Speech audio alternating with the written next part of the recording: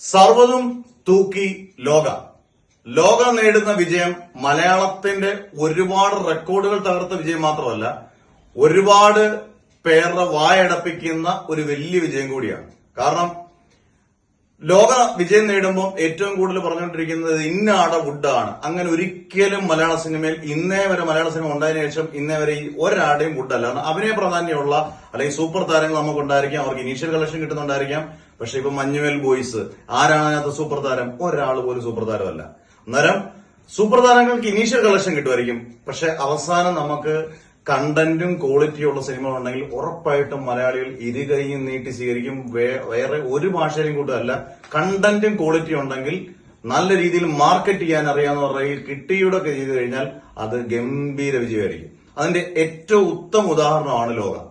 പിന്നെ ലോകയ്ക്ക് മറ്റൊരു വലിയൊരു വിജയം കൂടിയുണ്ട്. കാരണം സാധാരണ ഒരു സിനിമ ഇറങ്ങുമ്പോൾ ഇതിന് പ്രീസെയിൽ ബിസിനസ് ഇല്ല, വലിയ സംഭവമാണെന്ന് പറഞ്ഞ് വന്നില്ല. ഡൊമിനിക് അരുൺ എന്ന് പറയുന്ന സംവിധായകന്റെ ആദ്യത്തെ സിനിമ വമ്പൻ പരാജയമായ തരംഗം എന്ന് പറഞ്ഞ സിനിമയാണ്. അന്നേരം അതിൽ നമുക്കൊരു മോട്ടിവേഷൻ ഉണ്ട്. ഒരു സിനിമ പരാജയമായി കഴിഞ്ഞു കഴിഞ്ഞാൽ പിന്നെ രണ്ടാമത്തെ സിനിമ ചെയ്യാൻ വളരെ ബുദ്ധിമുട്ടാണ്. അന്നേരം ആ രീതിയിൽ നോക്കുമ്പോൾ ആ സംവിധായകന്റെ ഒരു വലിയ വിജയം കൂടിയാണ് ലോക. പിന്നെ ക്ലാഷ് വെച്ചിറങ്ങിയ വിജയം.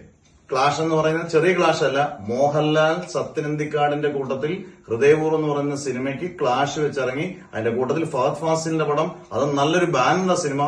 അതിനുശേഷം ജിത്തു ജോസഫിന്റെ, വിനീത് ശ്രീനിവാസന്റെ അങ്ങനെ ചെറുതും വലുതുമായിട്ടുള്ള സിനിമകള്, മദ്രാസി പോലുള്ള തമിഴ് ചിത്രങ്ങള്, ചെറിയ ചെറിയ ഹിന്ദി ചിത്രങ്ങള്, അതിനുശേഷം ലാസ്റ്റ് കാന്താര വരെ നിൽക്കുമ്പോഴാണ് 39 ദിവസം കൊണ്ട് ലോക നേടുന്ന മഹാവിജയം. അതായത് പല സിനിമകളും ഇവിടെ ഇറങ്ങുമ്പോൾ സൂപ്പർ താരങ്ങളാണെങ്കിൽ 21 ദിവസം 14 ദിവസം വേറൊരു ചിത്രങ്ങൾ ഇറക്കരുത്, മാക്സിമം കളക്ഷൻ കിട്ടണം. ആ രീതിയിൽ ഒന്നും ചെയ്തില്ലെങ്കിലും 39 ദിവസം കൊണ്ട്, വെറും 39 ദിവസം കൊണ്ട് കേരളത്തിലെ ഏറ്റവും മികച്ച കളക്ഷൻ. ഇനി 1.5 കോടി രൂപയുടെ മതി നമുക്ക് 300 കോടി എത്താൻ. അതായത് ആദ്യമായിട്ട് 300 കോടി എത്തുമ്പോൾ ആലോചിക്കേണ്ട കാര്യം, ഇതിനകത്ത് നായകനല്ല, നായികയാണ് സൂപ്പർ ഹീറോ ആയിട്ട് മാറിയിരിക്കുന്നത്. കാരണം കല്യാണി നായികയാണെന്നൊരു സിനിമ എല്ലാരും ഇവിടെ മലയാളത്തിൽ പറയാറുണ്ട്, നായികമാർക്ക് ഭയങ്കര ക്ഷാമമാണ്, നായികമാരിവിടെ നല്ല റോളുകളില്ല. എല്ലാത്തിനെയും കാറ്റിൽ പറത്തിയുള്ള വിജയമാണ് കല്യാണി പ്രിയദർശൻ നേടിയത് എന്ന് പറഞ്ഞുകൊണ്ട് ഇതൊരു കെ വുഡായി മാറത്തൊന്നുമില്ല ഒരിക്കലും. ആരുടെയും വുഡല്ല എന്നുള്ളതാണ് ഏറ്റവും വലിയ അറിവ്. നല്ല കണ്ടന്റ് ക്വാളിറ്റി വന്നു കഴിഞ്ഞാൽ ആ സിനിമ എല്ലാ രീതിയിലും വിജയമാകും. ഈ സിനിമയ്ക്കുള്ള റെക്കോർഡുകളെല്ലാം ഒരുപാട് റെക്കോർഡുകളാണ്. ഇൻഡസ്ട്രിയൽ ഹിറ്റാണ്, വേൾഡ് വൈഡിൽ മലയാള സിനിമ നേടുന്ന ഏറ്റവും വലിയ കളക്ഷനാണ്.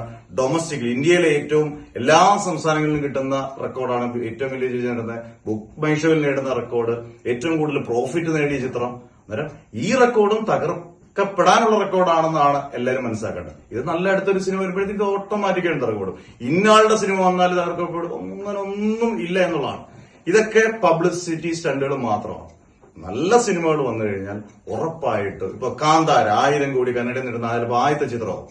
അതിന്റെ കണ്ടന്റും ക്വാളിറ്റിയും എല്ലാം നിലനിർത്തുന്നതുകൊണ്ടാണ്. അന്നേരം ഇനിയെങ്കിലും നല്ല സിനിമകളെ പ്രോത്സാഹിപ്പിക്കുക, മത്സരങ്ങളൊക്കെ നിർത്തുക. ഈ പറഞ്ഞ പോലെ നല്ല സിനിമകൾ വരുമ്പോൾ ഇനീഷ്യൽ കളക്ഷൻ സൂപ്പർ താരങ്ങൾക്ക് കിട്ടും, പക്ഷെ നല്ല സിനിമകൾ എന്നും നിലനിൽക്കും. അത് കളക്ഷൻ റെക്കോർഡ് ഉപയോഗിക്കും. ഇനി അതിനുള്ള കാലമാണ്. അന്നേരം ലോകയുടെ ടീമിനെല്ലാം വൺ കൺഗ്രാറ്റ്സ്.